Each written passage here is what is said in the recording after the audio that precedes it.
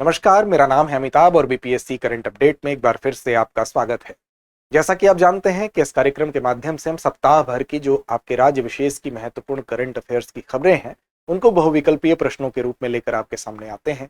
आपकी परीक्षा करीब है, इसलिए अगर आपने पुराने हमारे एपिसोड नहीं देखे हैं तो वो जाके प्लेलिस्ट से आप देख लीजिए। तो चलिए शुरुआत करते हैं और देखते हैं कि इस सप्ताह के वो महत्वपूर्ण प्रश्न कौन से हैं। पहले प्रश्न के साथ शुरुआत करते हैं। पहला प्रश्न आपके सामने है, नीचे दिए गए कथन और कारण को पढ़िए और सही उत्तर का चयन कीजिए। एक कथन दिया गया है, एक कारण दिया गया है। कथन है कि राज्य सरकार ने जीविका दीदी की रसोई योजना को मेडिकल कॉलेजों और अस्पतालों तक विस्तारित करने का निर्णय लिया है। दूसरा है, कारण है इसका कि सरकार चाहती है कि गरीब और जरूरतमंद मरीजों तथा उनके परिजनों को रियायती दर पर पौष्टिक भोजन उपलब्ध हो सके। अब इसमें से सही विकल्प का आपको चयन करना है।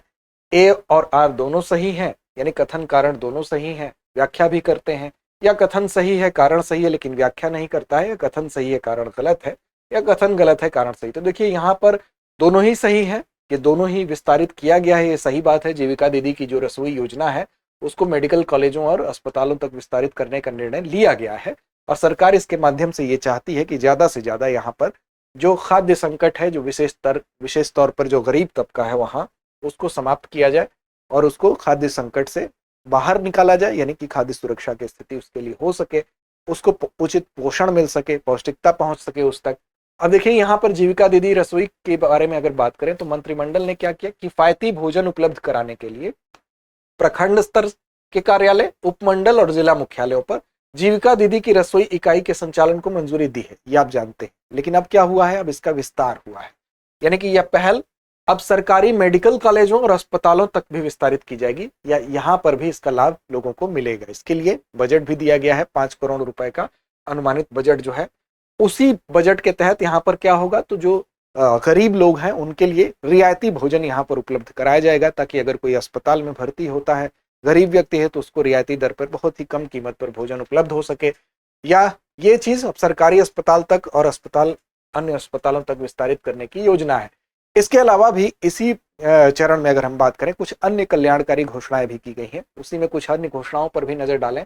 जैसे वित्तीय सहायता की बात करें तो हाल ही में जो संपन्न जाति सर्वेक्षण है, जो जाति आधारित सर्वेक्षण है, तो उसमें 94 लाख लोग ऐसे हैं जो आर्थिक रूप से वंचित परिवार हैं और उन परिवारों की महिलाएं हैं। तो इन महिलाओं को जो 94 लाख है, क्षमा करिएगा, 94 लाख आर्थिक रूप से वंचित परिवारों की जो महिलाएं हैं, इन महिला उद्यमियों को 2 लाख रुपए की वित्तीय सहायता देने के लिए एक विकास आयुक्त जो है उसकी अध्यक्षता में कमेटी बनाने का यहाँ पर निर्णय लिया गया है। तो ये भी है कि जो भी इस तरह के गरीब तबके के, हम कह सकते हैं आर्थिक रूप से जो कमजोर या वंचित परिवार की जो महिला उद्यमी है, उनको एक वित्तीय सहायता देने के लिए कदम आगे बढ़ा गया है। यहाँ पर एक कमेटी, एक विकास आयुक्त की अध्यक्षता में उसका गठन किया गया है। पेंशन में वृद्धि भी की गई है, यानी मंत्रिमंडल ने जो बुजुर्ग लोगों को, दिव्यांग व्यक्ति को और विधवा लोगों को जो सामाजिक सुरक्षा प्रदान करने के लिए जो पेंशन दी जा रही थी, 400 रुपए की जो राशि थी, उसको बढ़ाकर 1100 रुपए कर दिया गया है।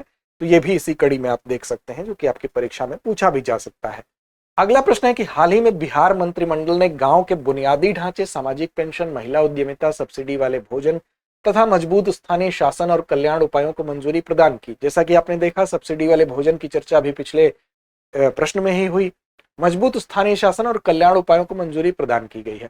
अब इसी कड़ी में जो महात्मा गांधी राष्ट्रीय ग्रामीण रोजगार गारंटी अधिनियम है, जिसको मनरेगा कहते हैं, उसके अंतर्गत ग्राम पंचायतों द्वारा अनुमोदित कार्यों के लिए व्यय सीमा को कितने से बढ़ाकर कितना किया गया है। यानी कि मनरेगा के अंतर्गत जो व्यय की सीमा थी वो पहले कितनी थी और अब इसको बढ़ा के कितना किया गया है, यही इसमें पूछा जा रहा है। देखिए उसमें भी विकल्प आपके सामने है, 1 लाख से 2 लाख, 2 लाख से 5 लाख, 5 लाख से 10 लाख या 10 लाख से 15 लाख। तो इसका सही जवाब क्या है? इसका सही जवाब है विकल्प सी आपका, क्योंकि इस सीमा को बढ़ा दिया गया है। पहले 5 लाख थी, अब 10 लाख रुपए तक मनरेगा के अंतर्गत इस राशि को बढ़ाया गया है। देखिए तो महात्मा गांधी जो राष्ट्रीय ग्रामीण रोजगार गारंटी अधिनियम है, इसके अंतर्गत अब ग्राम पंचायतों को जो अनुमोदित कार्य होते हैं, यानी जो कार्य उनको कराना होता है, इसके अंतर्गत मनरेगा के अंतर्गत, उसमें व्यय सीमा पहले 5 लाख थी, अब उसको बढ़ाकर 10 लाख कर दिया गया है। इसके अलावा कुछ अन्य पहलू भी हैं, जैसे पंचायती राज प्रतिनिधियों के लिए भत्तों की व्यवस्था की गई है।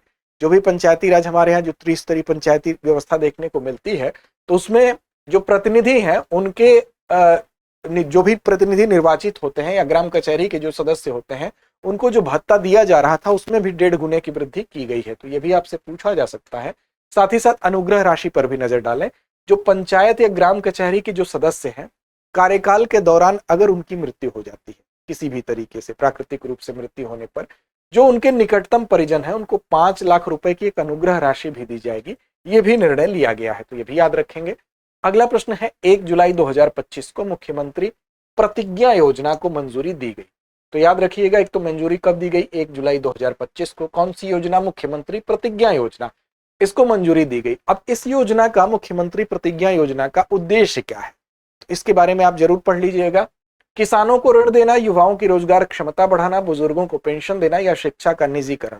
तो देखिए, इसका उद्देश्य है, जो ये मुख्यमंत्री प्रतिज्ञा योजना है, बेसिकली युवाओं की रोजगार क्षमता को बढ़ाना है। क्या होगा इसके माध्यम से? तो इसका उद्देश्य यही है कि युवाओं में रोजगार क्षमता को बढ़ाया जाए और सांस्कृतिक संरक्षण को बढ़ावा दिया जाए।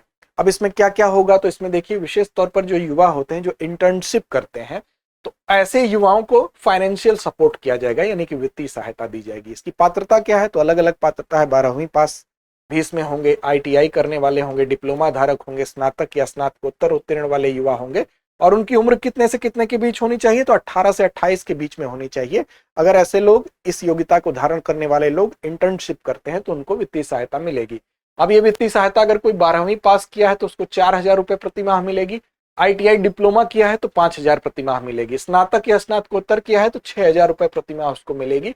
साथ ही साथ अतिरिक्त सहायता के तौर पर अगर आप देखें, तो अगर कोई अपने होम डिस्ट्रिक्ट से, अपने गृह जिले से बाहर इंटर्नशिप करने जाता है तो 2,000 रुपए उसको अतिरिक्त सहायता के तौर पर मिलेगा।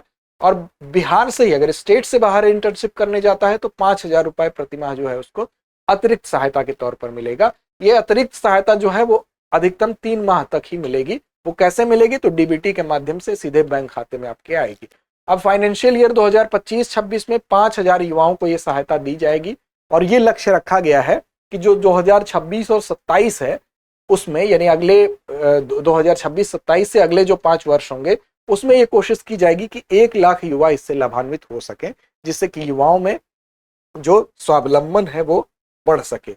अगला प्रश्न है हमारा, बिहार में मतदाता सूची का विशेष गहन पुनरीक्षण हो रहा है। आपको पता है, चुनाव आयोग ने यह कदम उठाया है कि जो मतदाता सूची है उसको फिर से उसका पुनरीक्षण किया जाए।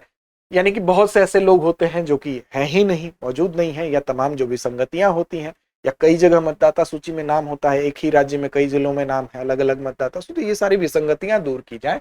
या बहुत से ऐसे लोग जो नागरिक नहीं है, उनके पास अगर है तो मतदाता सूची, तो उसको करेक्ट किया जाए। तो इन चीजों को दूर करने के लिए ये पहल चलाई जा रही है, विशेष गहन पुनरीक्षण। इसके तहत निम्नलिखित में से किसे नागरिकता प्रमाण पत्र की जरूरत होगी, प्रस्तुत करने की जरूरत होगी, ये आपसे पूछा जा रहा है।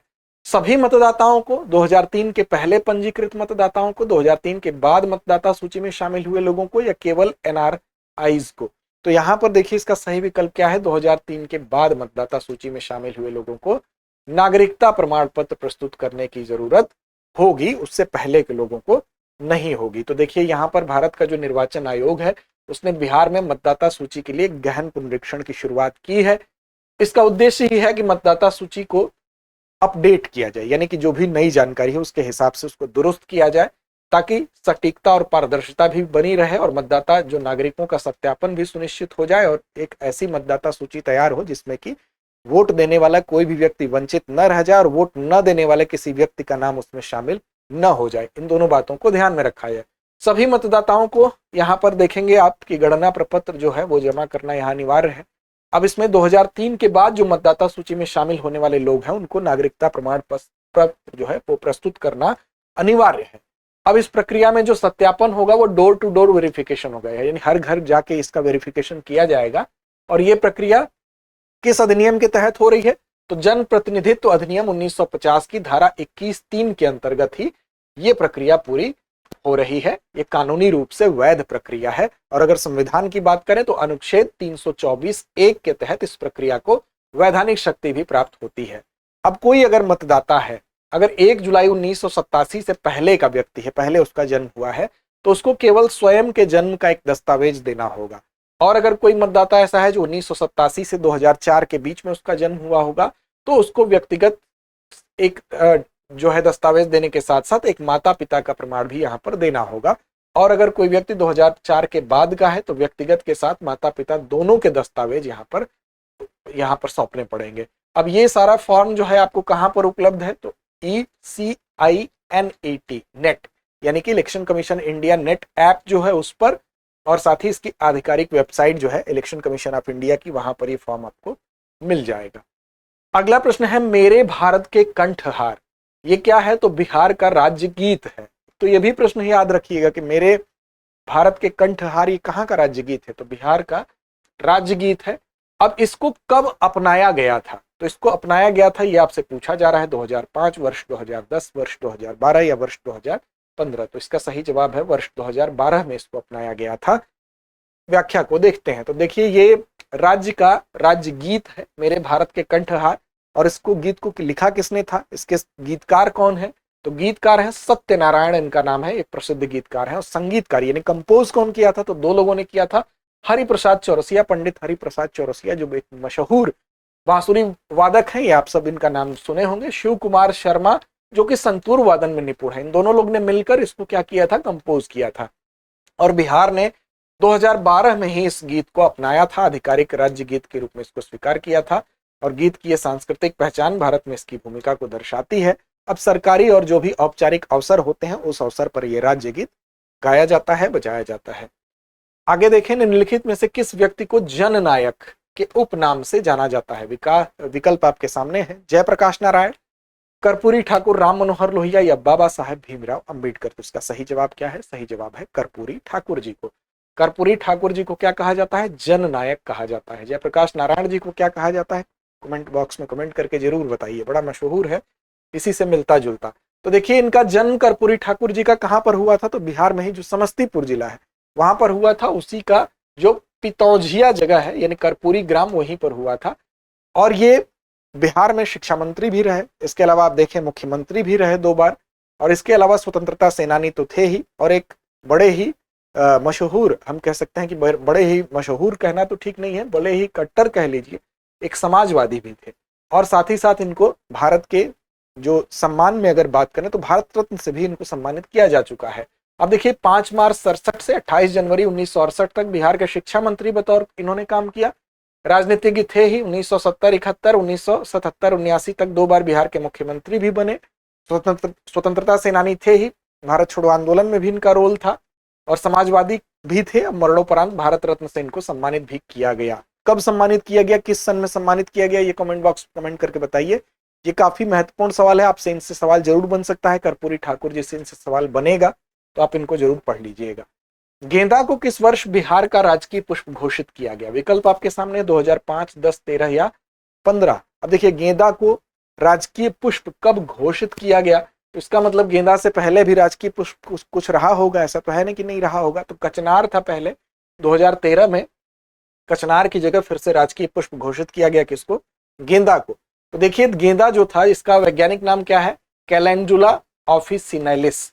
अब इसको ही वर्तमान में यहाँ का राजकीय पुष्प है, कचनार को रिप्लेस करके ये बना है। 2013 में गेंदा को राजकीय पुष्प घोषित किया गया है। और चूंकि आप जब बिहार में देखेंगे, अपने राज्य में देखेंगे, तो घर घर में गेंदा का फूल आपको मिलेगा, गेंदे के पौधे को लोग लगाते हैं, तो ये काफी प्रचलित है और काफी अवसरों पर इसका प्रयोग भी किया जाता है। अंत में चलेंगे अभ्यास प्रश्न की तरफ, लेकिन उससे पहले आपको बता दें कि यूपीपीसीएस प्रयागराज शाखा में हमारी 21 जुलाई से नए बैच का शुभारंभ हो रहा है 11:30 बजे सुबह से, और 8750187501 नंबर है जिस पर आप विस्तार से जानकारी ले सकते हैं। अभ्यास प्रश्न की जिम्मेदारी आप पर छोड़ते हैं। मेरे भारत के कंठहार राज्य गीत की संगीत रचना किस प्रसिद्ध जोड़ी ने की थी, विकल्प आपके सामने है, लक्ष्मीकांत प्यारेलाल, शंकर जयकिशन, हरिप्रसाद चौरसिया और शिव कुमार शर्मा, या इनमें से कोई नहीं। तो उम्मीद ही नहीं विश्वास है इसका सही सटीक जवाब आप जरूर देंगे। तो लड़ते रहिए, अपने लक्ष्य की ओर बढ़ते रहिए।